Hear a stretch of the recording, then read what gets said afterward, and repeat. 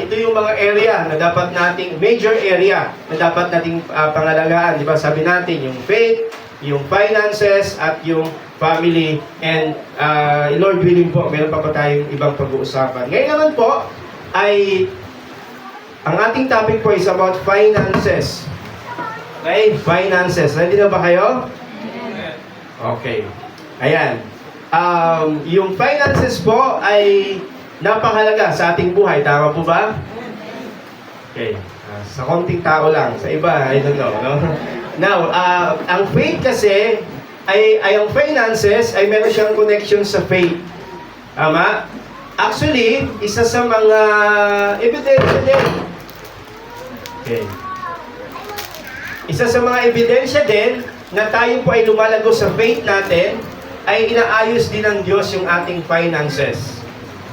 Amen po ba? Isa pong ano yan, sign of God is blessing us, no?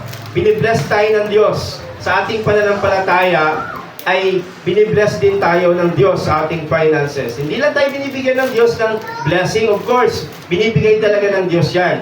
Kundi, binibigyan din tayo ng kakayanan ng Diyos para mapangalagaan, mapaingatan, at mapalago yung ating finances. Kaya ulitin ko po, no?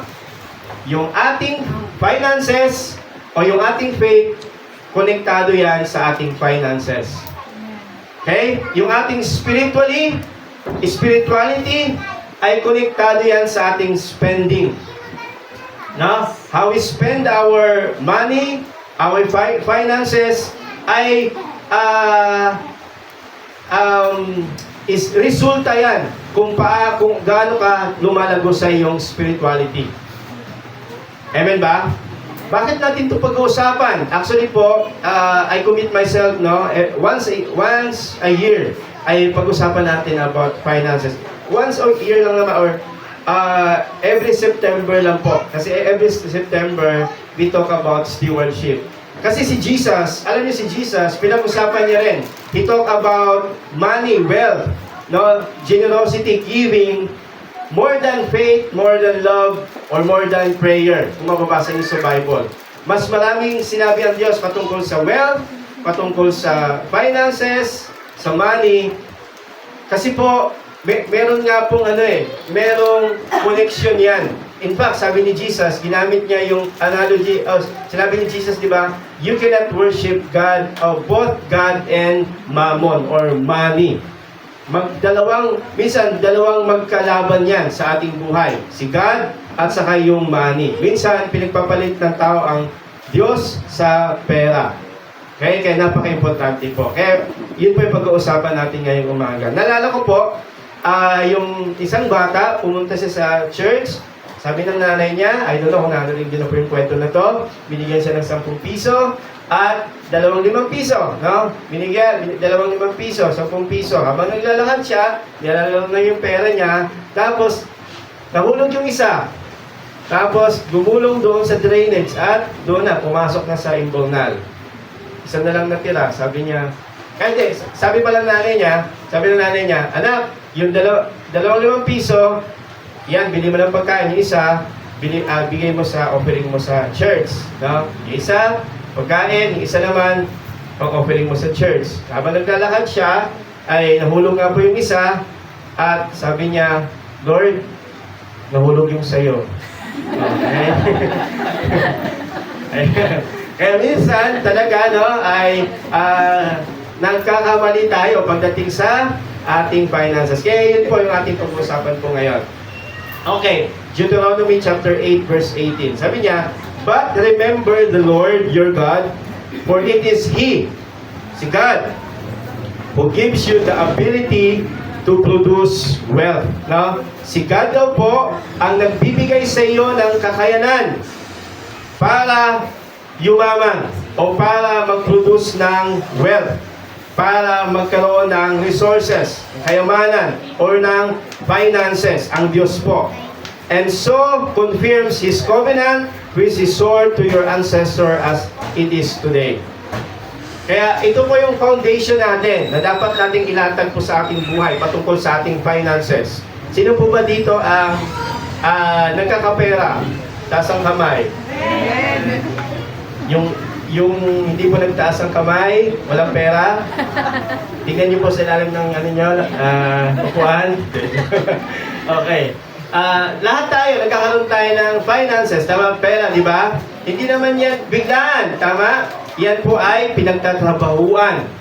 At sa pagtatrabaho natin, ginagamit natin yung ating lakas, yung ating talino, yung ating binigay na talento sa ang ating Panginoon. Kaya hindi yan sa ating galing. Kahit yung ating buhay, yung ating kalakasan, yung talento. In fact, ang Diyos din, I believe, naniniwala tayo, no? Ang Diyos ang naglagay sa atin doon sa mga hanap buhay, doon sa mga trabaho na pinagkaloob sa atin, either tayo o yung ating asawa or yung mga nagtatrabaho po sa ating pamilya. Kaya ito po yung foundation po ng finances natin. It is God who gives you the ability to produce wealth. Either working ka man, businessman yan, or either paano ka kumikita ng pera. Sana naman sa legal, huwag naman sanang close project yan. Okay? Kaya dapat po sa pamamaraan po ng Panginoon. Okay. Tatlong bagay ang gusto ko matandaan niyo po sa umaga po na ito. Okay? Motivation. How to become a good steward of our finances. Motivation. Ano ang dahilan mo kung bakit ka nagbibigay? Kung bakit mo inalagaan yung finances mo o nagiging mabuting katiwala ka sa finances. Pangalawa, mindset. Paano ba tayo dapat mag-isip patungkol sa ating finances? At pangatlo po is measurement. Paano ba sinusukat ng Diyos? Ano bang economy ng Diyos pagdating po sa finances? Okay. Level of motivation. Okay. Bago yan. Sabi dito, it is not about how much money you have. No? Sa ating pagiging generous, sa ating pagbibigay sa simbahan, no? It is not how much money you have. Hindi yan ang usapan. It is not how old you are in Christ. Hindi rin yan ang usapan. It is not how big the church is. Hindi rin yan ang usapan. Yung pagiging generous po, generous giving is not about wealth. It's not about experience. It's not about the size. It's about motivation. Reason kung bakit tayo nagkakaloob, nagbibigay. Yun po ang tinitingnan ng Diyos. Yung ating motivation, kung bakit tayo tumutulong, kung bakit tayo nagkakaloob sa simbahan, kung bakit tayo nag-aabot ng ating extension of help sa mga tao. Now, ano ba yung mga level of motivation? Sa pagbibigay po, may mga level of motivation. Ito po. Number 1 is guilt. Minsan ang mga tao, ito naman ay hindi naman po masama, ito yung guilt. May mga tao na nagbibigay sila dahil parang bang nagigilty sila pag hindi sila nagbibigay. Tama? Kunwari, ikutan ng yung kaloob, no? Tapos pagdating na sa'yo, iya naman, wala akong ibigay, di ba? Minsan gano'n, tama? Nararamdaman po natin yon. And iba naman, responsibility. Dahil nandito ako sa church, magbibigay ako dahil responsibility. Tama po yun, no? Yung guilt, okay din naman yun. Kasi yung guilt, hindi naman palaging masama eh.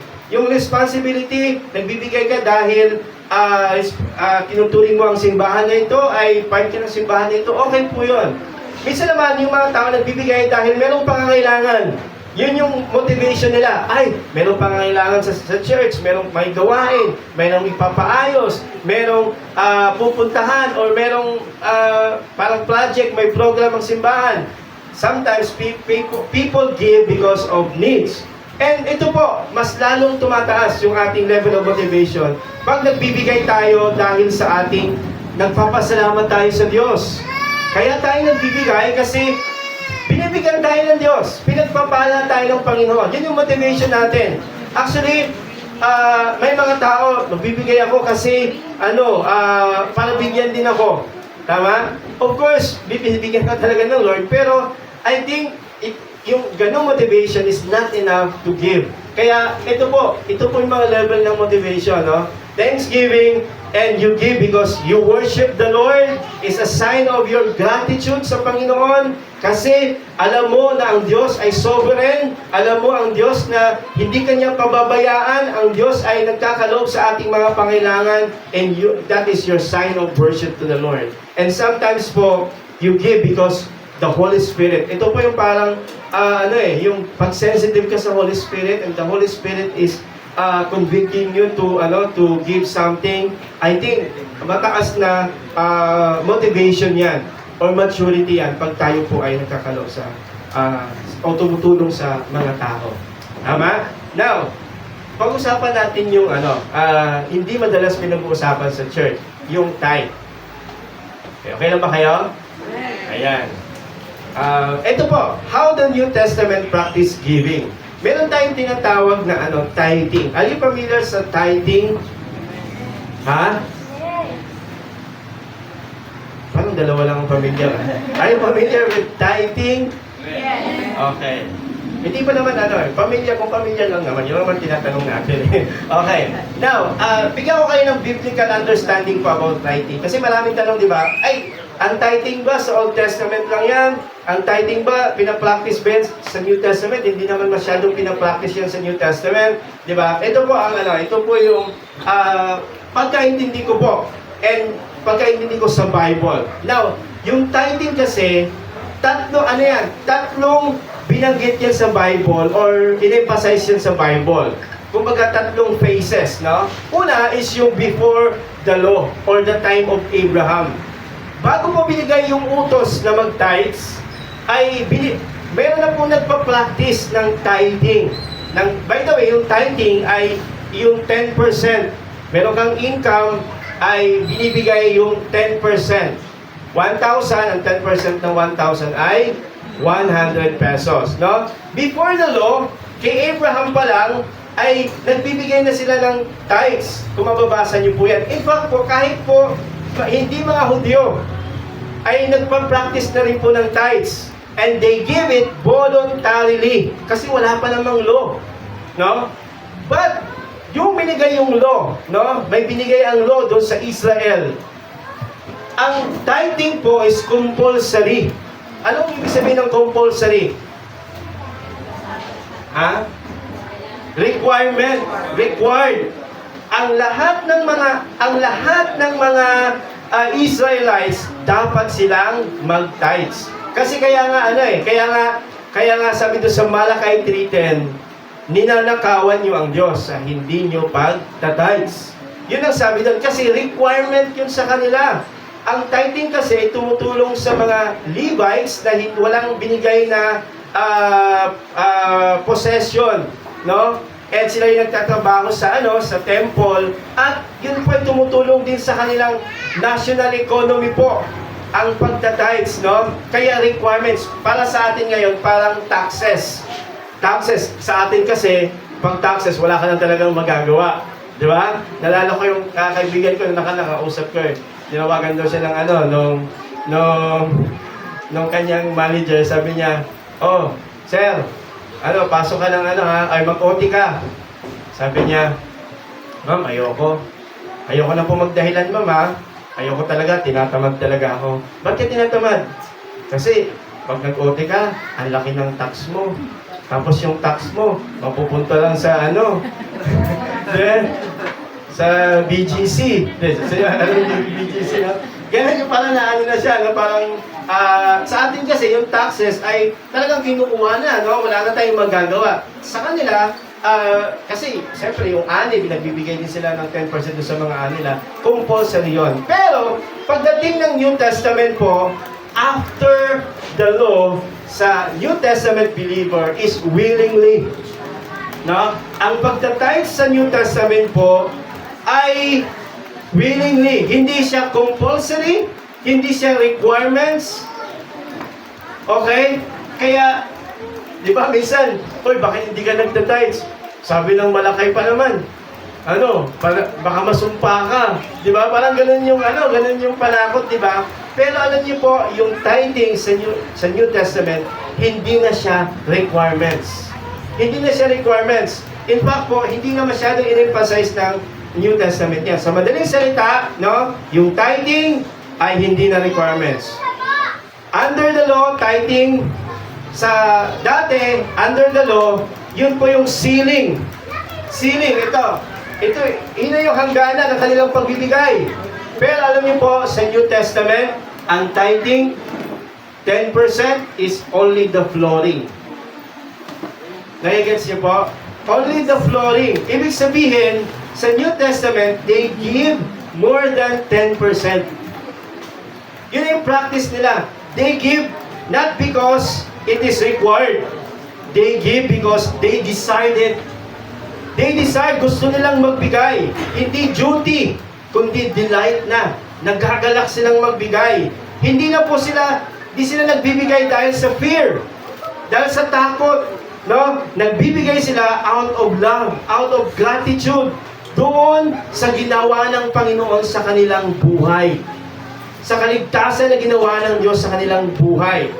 Kaya po mga kapatid, we give tithes willingly.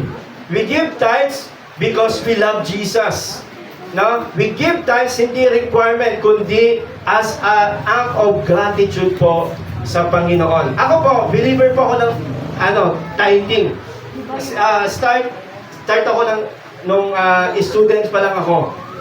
Pinapractice ko na po ang pagta-tithes. Believer, pero as the more na tumatagos ako sa faith, ay lalo ko naintindihan na ang tithing hindi siya requirement, kundi siya po ay act of gratitude. Kaya ganito, for example, hindi mo pa alam paano magbigay, kung magkano ibigay. Paano ka magbigay? Gaano karami or ano? O mag-start ka sa tithes. No? Doon ka magsimula kung gusto mo talaga magbigay. Alam niyo po, amazingly, ganito po. Bibigyan ko ng example, no? Amazingly, may pagbabanggit lang ako sa inyo ng mga, I don't know kung familiar kayo, no? Pagdating sa technology and internet po, nandyan yung Facebook, nandyan yung Meta platforms, yung Google, yung Oracle, di ba kung familiar kayo? Pagdating naman po sa fashion, nandyan yung Estée Lauder companies, Calvin Klein, Hasbro, hindi natin masyadong kilala, no? Pero mga prominent companies all over the world. And pagdating naman po sa food and beverage, nandyan yung Baskin Robbins, Ben & Jerry's, Snapple, Starbucks, no? Pagdating sa finances and banking naman, nandyan yung Rothschild family. Kilala niyo yung Rothschild family, isa sa mga mayayaman talaga sa buong mundo. HR Block, Goldman Sachs. Pagdating naman sa media and entertainment, nandyan yung DreamWorks. I don't know, nakikita niyo po yan. No? Warner Bros. And other notable figures. Hindi natin kilala itong mga to. Ito na lang, sa dulo. Si Albert Einstein, yung lolo ko. Okay? Kung makikita niyo po yung mga tao na yan, prominent or mga company na yan, amazingly po, they are owned or founded by a Jews. Hudyo. Itong mga sikat na companies na ito. Ibig sabihin, sa mga Hudyo, pinapractice nila yung tithing pagbibigay. At merong matinding pagpapala ang Diyos sa mga taong sumusunod sa ating Panginoon. Amen po ba? Amen. Kaya, we tithe, okay? We tithe, hindi requirements, but out of gratitude. Okay? Yan. Tingnan natin, paano ba tayo magbigay? Paano? 1 Corinthians chapter 16, verse 2. Sa bawat linggo, ang bawat isa sa inyo ay maglaan ng halaga ayon sa inyong kita at ipunin nyo ito upang pagdating ko riyan ay nakahanda na ang iyong tulong. Una, sa bawat linggo. Sunday, pag nandito tayo, nag-worship tayo, ay meron tayong pagkakataon na magbigay. At ang bawat isa sa atin, bawat isa, binibigyan ng pagkakataon ng Panginoon. At maglaan ng halaga ayon sa inyong kinita. Ibig sabihin, God is not forcing us to give yung hindi naman binigay ng Diyos. Kung ano lang yung proportion, yung portion na ibinigay sa atin ng ating Panginoon. Hindi tayo pipilitin ni Lord o hindi tayo hingan ng Lord na lagpas doon sa ating income. No? And then sabi dyan, ipunin ninyo at ito upang pagdating ko riyan ay nakahanda ng inyong tulong. Ipunin ninyo. Ibig sabihin, merong collection, merong management, at higit sa lahat po, makita natin dyan, yung pagbibigay ay nakahanda ka ng magbigay. Bago ka palang pumunta dito, you are preparing what you are going to give to the Lord. Why? Kasi hindi tayo nagbibigay based on guilt or based on parang emotion, kundi worship yung ating pagbibigay. Kung paano natin ihanda yung puso natin, dapat ganun din ihanda natin yung ating mga bulsa sa pagbibigay sa Panginoon. Kasi yung ating pagbibigay ay part of our worship to the Lord. Okay? Pangalawa po is mindset. Anong dapat nating mindset sa pagiging good steward ng finances po? Anong dapat mindset natin? Tingnan niyo po ang 1 Timothy 6:17. Sabihin mo sa mga mayayaman sa mundong ito na huwag silang mayabang. No? Number one mindset. Pag tayo po ay pinagyaman, pinagpala ng Diyos, magpakumbaba tayo. No? Huwag tayong magmataas. Kung tayo po ay pinagkalooban ng Diyos ng success, ng financial blessing, huwag tayong magmataas. Mas paglalo pa tayong pinagpapala ng Diyos, lalo tayong magpakumbaba. Alam niyo po, ito, makinig kayo mabuti, no? Trivia ko sa inyo. Yung humility, yung humble, yung salitang humble, alam niyo po ba, sa Greek or sa Latin, parang magka-relate sila sa salitang ground or soil. No? Yung soil or yung ground, yung pagiging humble. Ibig sabihin, pagiging humble pala is palagi kang nakadapa. No? Palagi kang nagpapakumbaba talaga. Parang yung illustration dito, yung pala eh. The more na maraming bunga, mas lalo kang yumuko at magpakumbaba. Diba? Ang unang mindset natin, pag lalo tayong pinagpapala ng Diyos, huwag tayong magmalaki. Kasi hindi naman talaga sa atin galing yun eh. Kaya huwag magmayabang. Ano pa po, dapat nating mindset? Sabi dyan, sa halip, umasa ka sa Diyos na nagkakaloob sa atin ng lahat ng ikasisiyan natin. Number one, pangalawa, no? Sa Diyos laging magtiwala, hindi sa kayamanan. Ang kayamanan, nawawala yan. Hindi yan, ang kayamanan is a tool, no? To enjoy life and to become a blessing to other people. Ang Diyos pa rin ang dapat nating pagkatiwalaan po sa ating buhay. Pangatlo po, turuan mo silang gumawa ng mabuti, maging mayaman sa mabuting gawa, at magbigay at matulungin sa kapwa. Pangatlong mindset, bilang good steward of finances, no? Maging mayaman sa mabuting gawa. Hindi lang maging mayaman kung ano yung meron ka, kundi pinagkalooban ka ng Panginoon, magbigay ka ng tulong, maging matulungin ka sa mga binibigay sa iyo ng Diyos na pagkakataon na tumulong. Okay? At panglimang mindset po dyan, makikita natin dyan, sa ganon, makapag-ipon sila ng kayamanan sa langit at hindi mawawala at matatamo nila ang tunay na buhay. Panglimang mindset, mag-invest sa kalangitan. No? Magbigay sa gawain ng Diyos. Magbigay na sa mga, lalong-lalo na po, magbigay tayo doon sa mga taong walang kakayanan na ibalik sa atin. Di ba? Yung mga taong kapuspalad na pwede nating tulungan, mag-abot po tayo ng tulong po sa kanila. Amen po ba? Kaya mindset, anong mindset natin? Palaging magpakumbaba. Sa Diyos umasa palagi. Maging mayaman sa mabuting gawa. Maging matulungin sa kapwa. At mag-invest sa kalangitan. Kaya salamat po sa inyong buhay na patuloy na ginagamit ng Panginoon para lalo pang pagyamanin ang gawain po ng Panginoon. Pangatlo po, measurement. No? Measurement. Dito po magwawakas, no? Ano ba yung measurement ng Diyos pagdating sa ating pagbibigay? Pag tayo po ay nagkakaloob, pag tayo po ay nagsishare ng blessing, ano po ang measurement ng Diyos?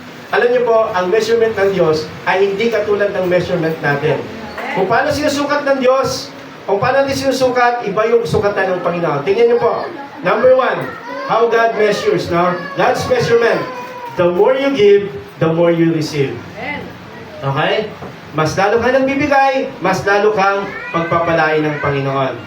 Sabi dyan sa Lucas 6:38, magbigay kayo upang bigyan din kayo ng Diyos. Ibabalik sa inyo ng sobra-sobra at umaapaw ang ibinigay at umaapaw ang ibibigay niya sa inyo. Sapagkat kung paano magbigay sa iba, ganoon din ang pagbibigay ng Diyos sa atin. Kaya po, mga kapatid, no, sabi dyan, no, ibabalik sa inyo ng Diyos sobra-sobra at umaapaw ang binibigay niya sa inyo. Kaya nga po, mayroong sinasabi na, you cannot outgive God. Ano ibig sabihin ng you cannot outgive God? Hindi mo pwedeng lagpasan si Lord sa pagbibigay.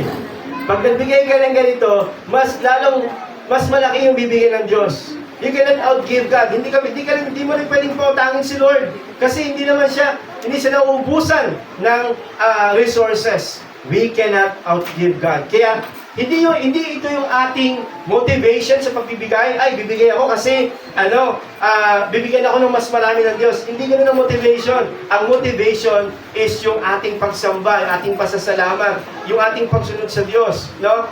Pero, ang measurement ng Diyos, pag sinunod natin, ginawa natin ng buong puso, ganun siya kumilos, ganun siya magkwenta, ganun siya mag-calculate ng mga bagay-bagay.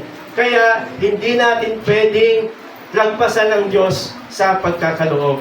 Alam niyo po, ang tunay ng gantimpala sa pagbibigay ay hindi yung mga bagay na, yung binibigay mo, kundi yung mga bagay na natitignan mo yung sarili mo na, ay, grabe, no? Yung aking pagsunod sa Panginoon ay the more na mas higit po sa lahat. Ano pa po? It is more blessed to give than to receive. It is more blessed to give than to receive. It is filled. Maganda naman po ang makatanggap. Masaya po ang makatanggap. Tama po ba? O sino dito mahilig sa libre? O di ba tayo? Masaya yun, di ba? Kung meron namang nagkakaloob ng Pero, alam niyo po, mas bless ang mga taong nagbibigay, nagkakaloob, nagsishare. Ito po, tingnan natin, no? As far as giving is concerned, it feels better than the feeling experience with receiving. Mas maganda, mas masaya ang pakiramdam pag ikaw ay nagbibigay kaysa tumatanggap. Tama? Giving builds our soul in a way receiving cannot. Kasi yung pagbibigay ay mas lalo kang hinuhubog ang iyong pagkatao kaysa tumatanggap ka.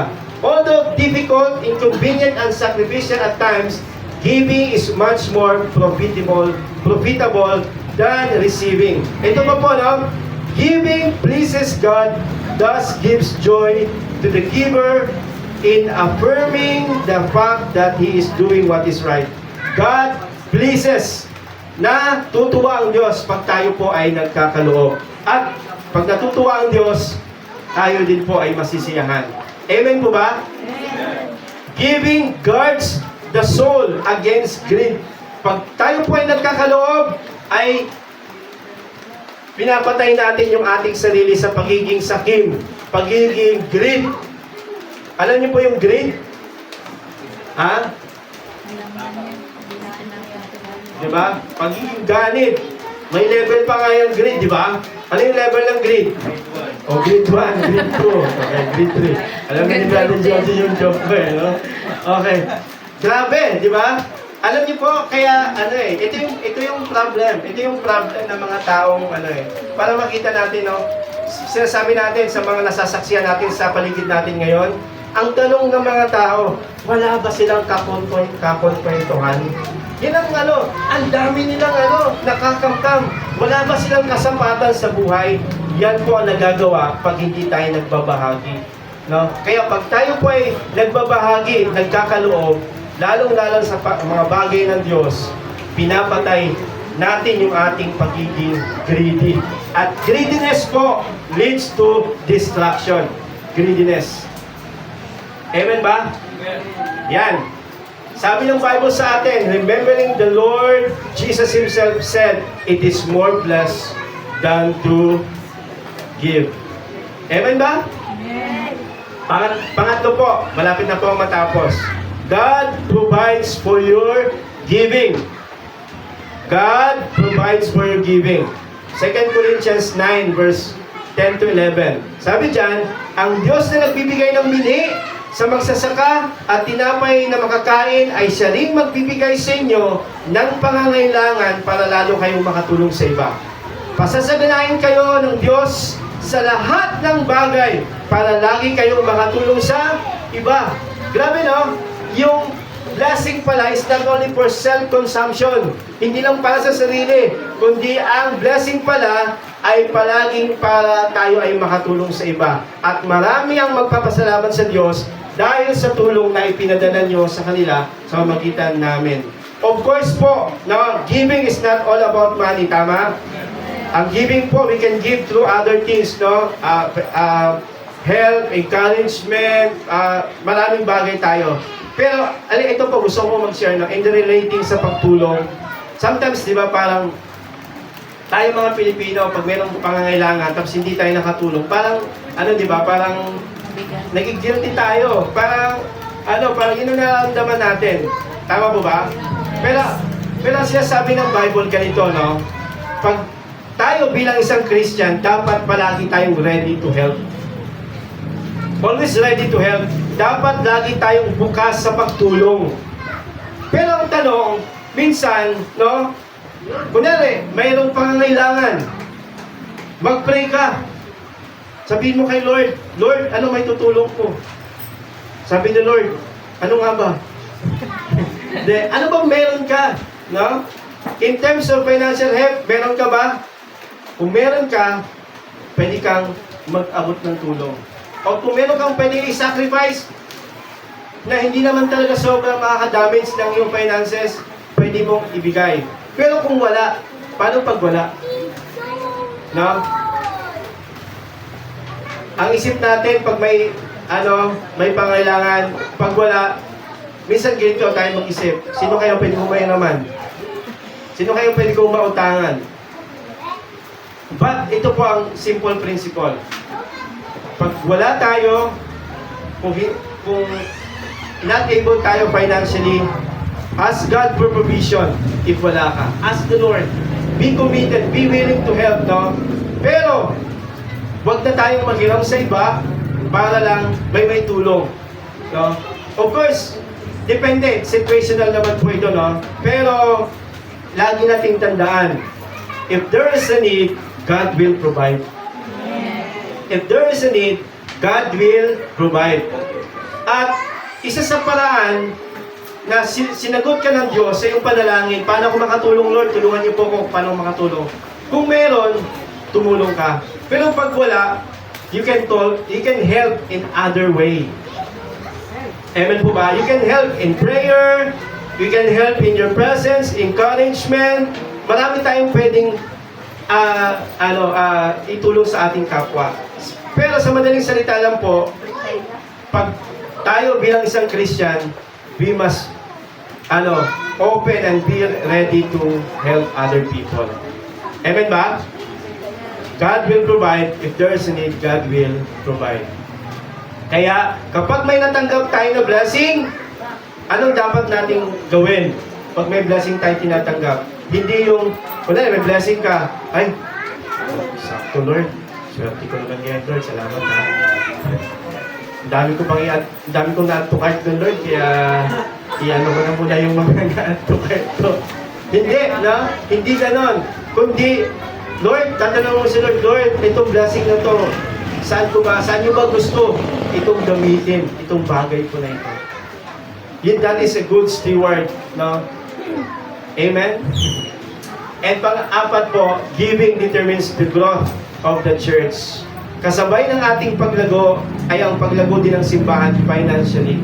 Alam niyo po sa early church, tingnan niyo po mabuti, no? Sa early church, tingnan niyo po, maraming himala ang kamangamanghang ginawa ang Diyos sa magitan ng mga apostol, kaya namuhay ang mga tao ng may paggalang at takot sa Diyos. Ibig sabihin, the Lord is doing something doon sa early church, doon sa mga tao, at nakita nila yung himala ng Panginoon, and yung heart nila na-transform. In fact, sa previous verses, maraming nabautisman, maraming nakakilala sa Panginoon, maraming tumanggap sa Diyos.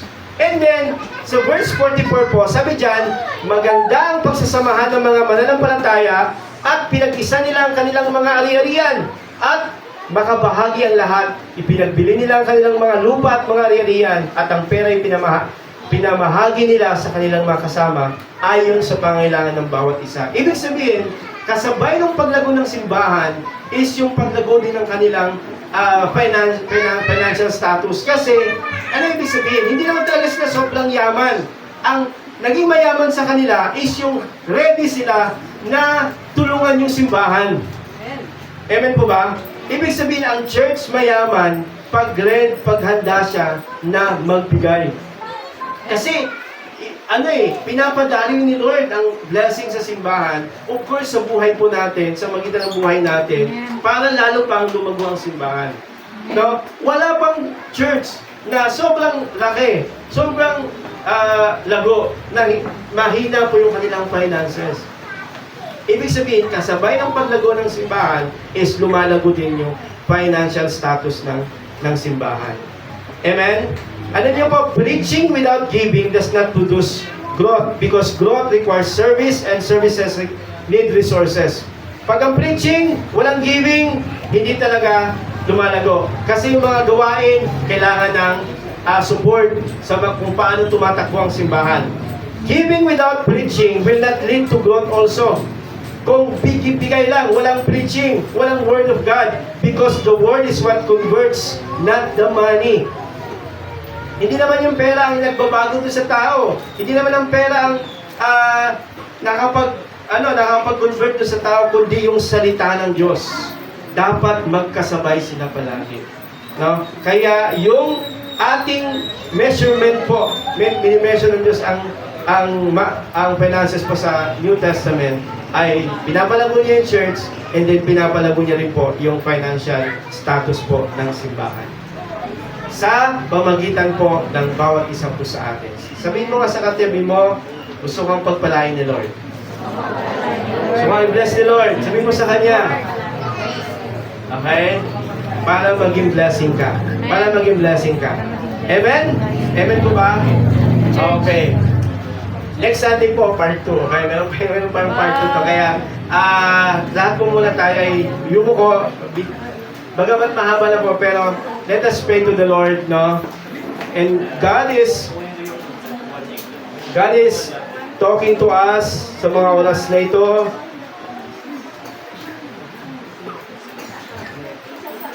Napakalinaw po sa salita ng Diyos na ang lahat ng pagpapala, lahat ng meron po tayo ay galing po sa ating Panginoon. Kaya, let us search our hearts. Let us see our hands. And let us ask the Lord, tama ba yung ating motibo sa ating pagbibigay?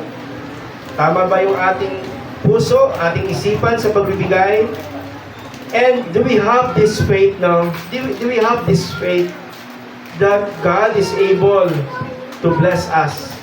Alam niyo po, sabi ng Bible, God is able to bless us beyond, above what we can imagine. Ganun po kalaki, ganun po kataas, kadakila ang kayang gawin ng Diyos sa ating buhay. Ang nais lang ng Diyos is maging mabuti tayong katiwala sa maliit hanggang pagkatiwalaan tayo ng Diyos sa malaki. Let us put our faith to the Lord and let us trust the Lord our finances. And Lord, salamat po. Finish this message, Lord. I pray, Lord, na patuloy niyo pong dalawin at pagpalain, O Diyos, ang bawat financial life namin, Father God. Lord, you are the source, and you have promised to us, Lord, that you is able, O God, to provide all our needs, O God. Salamat po, Panginoon. In Jesus' name we pray. Amen. God bless po sa ating lahat.